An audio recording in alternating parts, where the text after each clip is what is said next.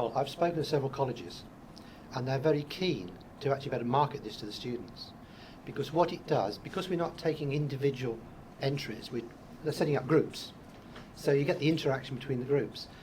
By that you get competition between people in the groups for ideas. You get 2 or 3 groups in the college, you get competition between those, so you can see how it builds. That's the hook for them. The colleges really want to get hold of this, because it will create, first of all, it's education for them. It's something they can really generate and be proud of and carry on forward. And the colleges really like the idea, the concept. Interestingly enough, the group of people that you just alluded to, which we do need to get to, if you look at my stats and my killed and serious injuries, they are part of it, but they're not the main part of it.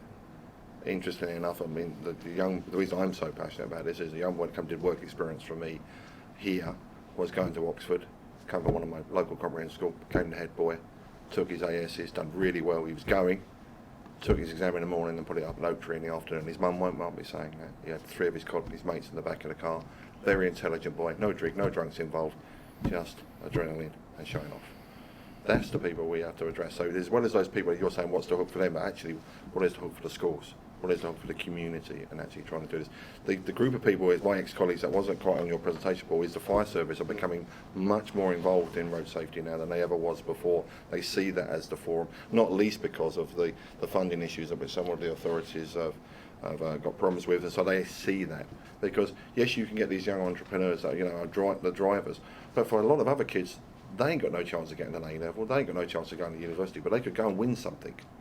And we're in a society where people want to win, because that's what life's about. It's winners and losers, isn't it? And that's why I think the peg will be, because they could win something when they've probably been written off all the way through.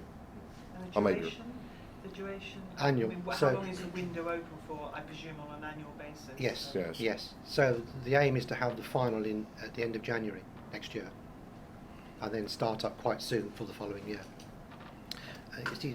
What I want to do is to get youth clubs involved. So during the summer, July, August, when lots of things that they want to do, youth groups can do this. And I'm keen as well to get all denominations involved, not just make it a white unit. Let's open it up. Let really attract everybody, every student from 11 to 18 years to get involved.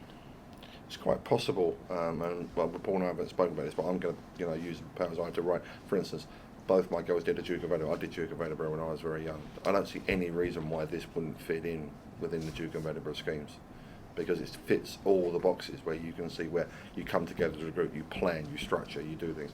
And that's the same for a lot of other courses that are being done within the colleges and the schools as well. So it's not about individual education, it's actually how you develop your personal skills, which is what we want to do. And this is part, I think, of a whole kind of social shift about the way we disseminate the road safety message. I think, broadly speaking, we failed up to this point. We did very, very good stuff, but you can't really convince a 17-year-old to drive safely because they're not listening. Whereas if we talk to pre-licensed drivers in this way and create this social momentum where everybody understands there has to be this change, this understanding that we drive better and it's a life skill, then I think it's really going to make a big difference. And things like this, whether we know it or not, are really, really pioneering. This is a revolution in road safety, and it's so good that the government is recognising this and thinking out of the box. No, we have to think out of the box. Yeah. So it's really, really important that this is given as much momentum, as much push and as much profile as it can, because it will then become a social norm for kids and parents and schools and the whole education community. The Minister knows that if it's up to me, I'd have kids driving at school at 14 on dual control cars, so they get all the below the dashboard stuff done before they go on public roads. So we really do need to look at this very carefully. And there's very august research that says that if you do this at an early age and you get society thinking differently about road safety, you can reduce it by as much, the KSIs by as much as 40%, which is the highest reduction globally. So this is a revolution, and embrace it strongly.